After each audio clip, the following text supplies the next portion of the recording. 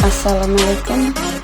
Perkenalkan, nama saya Handriana Kurniawati Lahur, NIM 2022-210-163, tugas desentralisasi pemerintahan daerah.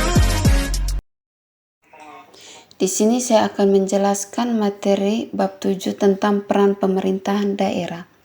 Pandangan tradisional tentang peran pemerintah selalu mengacu pada apa yang diungkapkan oleh Edmund Smith dalam bukunya yang terkenal Wealth of Nation, bahwa pemerintah memiliki tugas melindungi masyarakat dari pelanggaran dan inflasi masyarakat lainnya, dan sejauh mungkin bertugas melalui setiap anggota masyarakat dari ketidakadilan atau tekanan dari anggota masyarakat lainnya, serta bertugas menekankan administrasi keadilan secara pasti.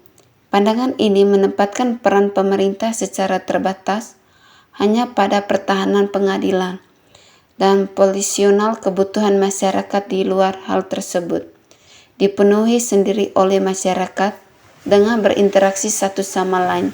Dalam lembaga pasar akan ada equilibrium yang merupakan titik temu antara permintaan dan penawaran, sehingga setiap pihak akan mencapai kepuasan maksimum.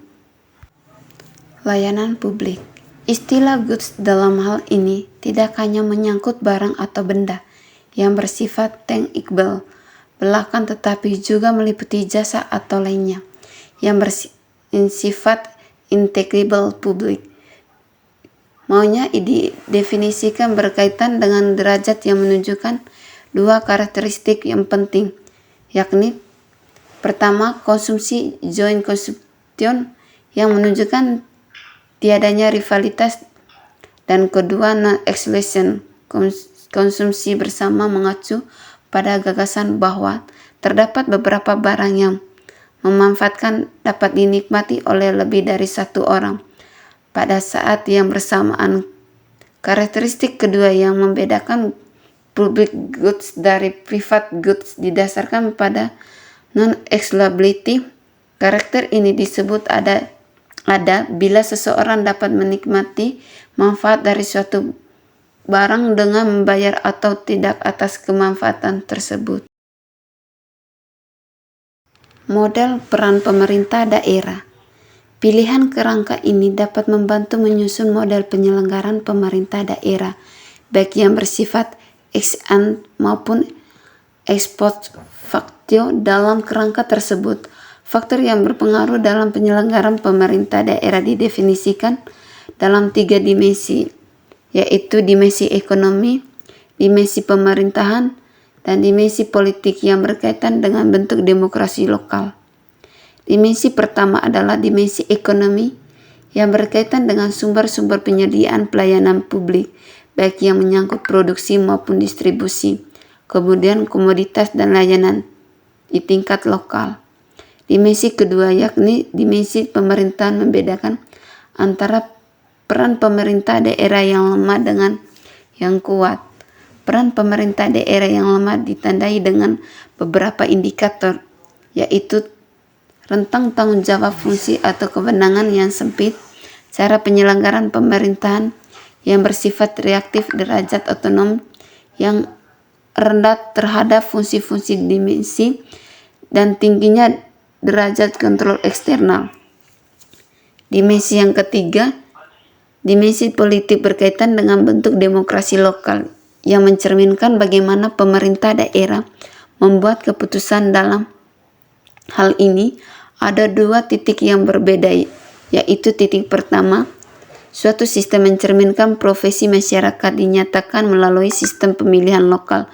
Pada titik kedua adalah pendekatan pada demokrasi partisipasi yang mencerminkan partisipasi masyarakat setempat. Peran pemerintah daerah. Menyangkut peran pemerintah daerah dalam penyelenggaraan layanan publik menunjukkan bahwa hampir semua daerah di Indonesia berusaha untuk mempergunakan instrumen kebijakan yang bersifat wajib dalam memberikan layanan publik kepada masyarakat. Ada kecenderungan kuat untuk mempergunakan instrumen penyediaan layanan langsung oleh pemerintah daerah. Hampir setiap dinas atau bidang kewenangan yang ada sejauh mungkin dilengkapi dengan perangkat aturan yang memungkinkannya menjalankan penyediaan sendiri layanan publik oleh pemerintah daerah. Bidang pendidikan, kesehatan, informasi, kependudukan, dan pekerjaan umum misalnya menunjukkan kecenderungan yang kuat untuk diselenggarakan sendiri oleh pemerintah daerah. Dari dimensi pemerintahan daerah, dapat dikatakan bahwa pemerintah daerah memiliki peran kuat dalam menyediakan layanan publik. Hal ini dapat dipastikan dari indikator seperti luasnya fungsi dilemban oleh daerah karena menganut General Competence Principle. Indikator lainnya adalah cara yang menyediakan layanan publik yang bersifat positif atau kuatnya inisiatif pemerintah dalam penyediaan layanan publik.